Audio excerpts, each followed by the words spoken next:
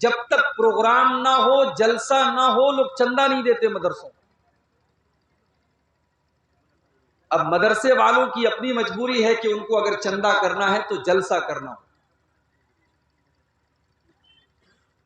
اور پھر جب یہ جلسہ ہوتا ہے، اب پبلک کی یہ ڈیمانڈ ہوتی ہے کہ صاحب جس کو ہم چاہتے ہیں آپ اس کو بلائیے. اس بار سیمانچل کے جلسوں میں، کئی جگہ جلسوں میں میں نے دیکھا ہمارے اتر پردیش سے شاعروں کو بلایا جا رہا. ابھی کل ایک پروگرام میں تھا، میں وہاں عدنان پرتاپ گڑھی ایک بچہ ہے، اس کو بلایا گیا تھا.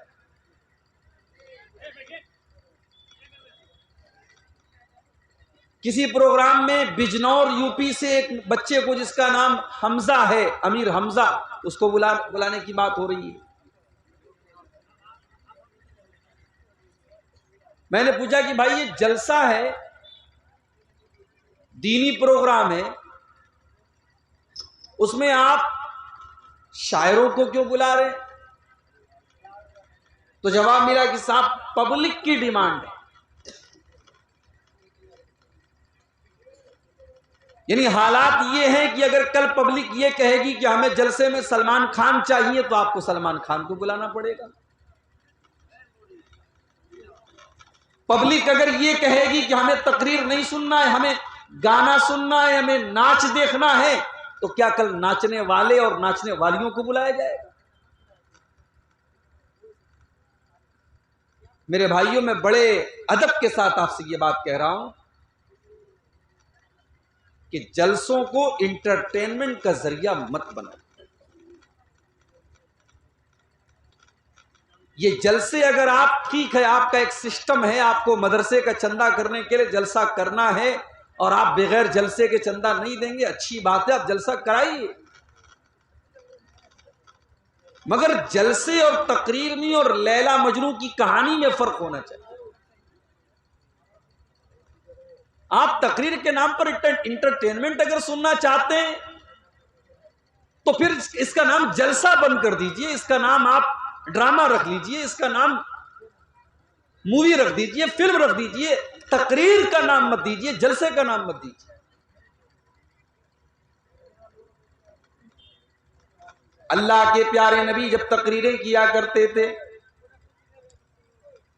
آپ کی تقریروں میں نہ تو چٹکلے ہوتے تھے، نہ تو لطیفے ہوتے تھے، نہ ہنسی مذاق ہوتا تھا، نہ کہانی قصے ہوتے تھے.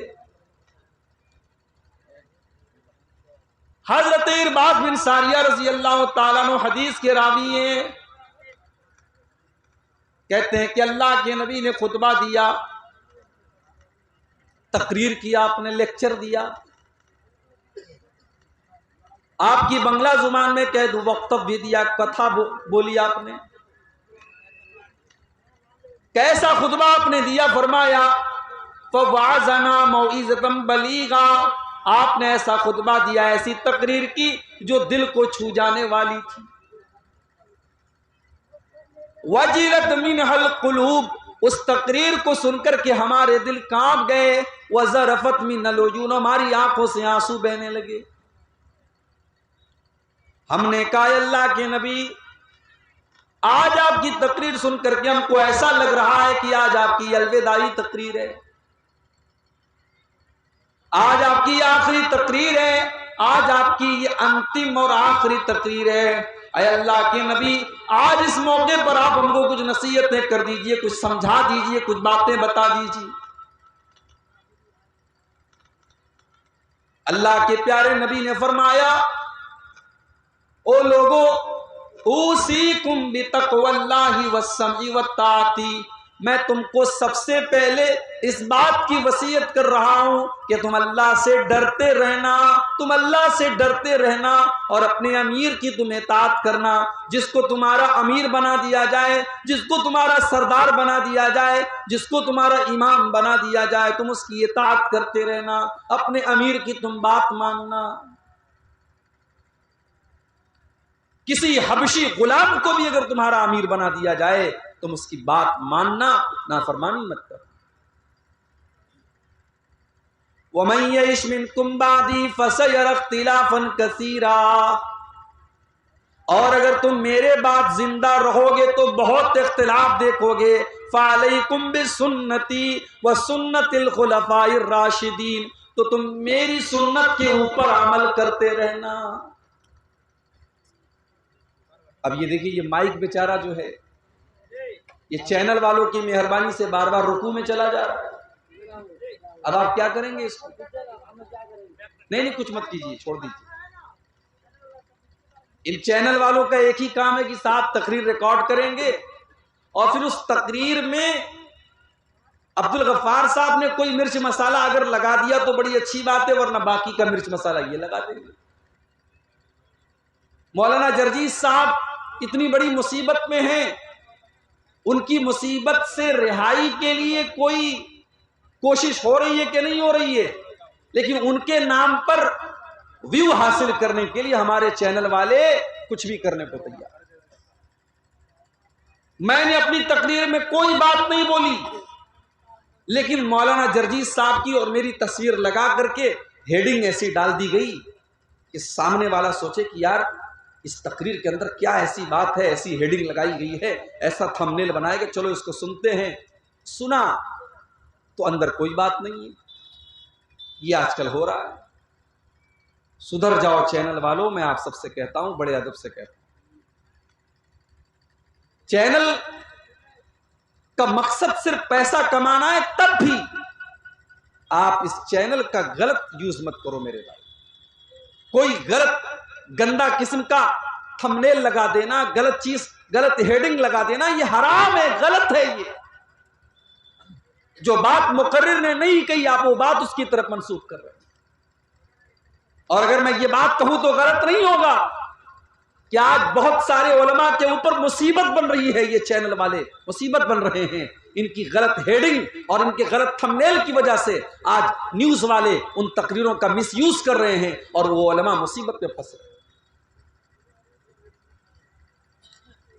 اللہ کے نبی کی تقریریں ہوتی تھی، دلوں کو چھو جاتی تھی میرے پیارے صاحب. آج سیمانچل کے جلسوں کو ہم نے انٹرٹینمنٹ کا اور منورنجن کا سادھن بنا دیا ہے. ہمیں اور آپ کو اس پر بڑے درد کے ساتھ غور کرنے کی ضرورت ہے. آج میری تقریر کا جو عنوان ہے، میں 3 باتیں آپ کے سامنے بیان کروں. پہلی بات، گناہ کس کو کہتے ہیں. دوسری بات، گناہ کا نقصان کیا ہے. اور تیسری بات، گناہ سے بچنے کا طریقہ کیا ہے. بھئی ہم اور آپ انسان ہیں، ہم منشیہ ہیں، آدم کی اولاد ہیں. ہم معصوم نہیں ہیں، ہم سے گناہ ہوتا ہے، ہم سے غلطی ہوتی ہے. اللہ نے انسان کو ایسا نہیں بنایا کہ انسان سے غلطی نہ ہوتی ہو. ہاں، فرشتے ایسے ہیں کہ فرشتوں سے غلطی نہیں ہوتی. اللہ نے قرآن کریم کے 28ویں پارے میں فرمایا، یا ایھا الذین آمنوا قوا انفسکم واہلیکم نارا. اے ایمان والو، تم اپنے آپ کو اور اپنے گھر والوں کو جہنم کی آگ سے بچاؤ. وقودھا الناس والحجارہ، جہنم کی آگ کا ایندھن انسان اور پتھر ہوں گے. وہ پیٹرول سے نہیں جلے گی، وہ مٹی کے تیل سے نہیں جلے گی، وہ کوئلے سے نہیں جلے گی، وہ لکڑی سے نہیں جلے گی. وقودھا الناس والحجارہ، وہ انسانوں سے جلے گی، وہ پتھروں سے جلے گی. اس جہنم کے چوکیدار کیسے ہوں گے؟ اس جہنم کی نگرانی کرنے والے کیسے ہوں گے؟ فرمایا، علیہا ملائکۃ غلاظ شداد لا یعصون اللہ ما امرہم. اس جہنم کے چوکیدار ایسے فرشتے ہوں گے جو اللہ کی کبھی نافرمانی نہیں کرتے.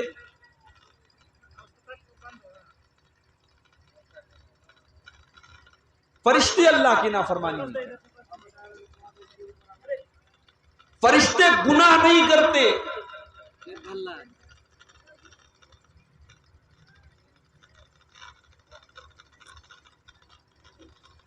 ایک تو پہلے ہی جو ہے یہاں کے لوگوں نے بتایا کہ پہلی بار یہاں جلسہ ہو رہا ہے.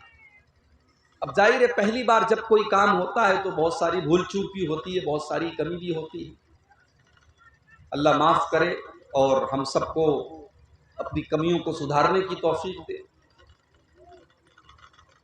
لیکن میرے بھائیوں، آپ غور کیجئے کہ اللہ تبارک و تعالیٰ نے ہمیں اور آپ کو انسان بنایا،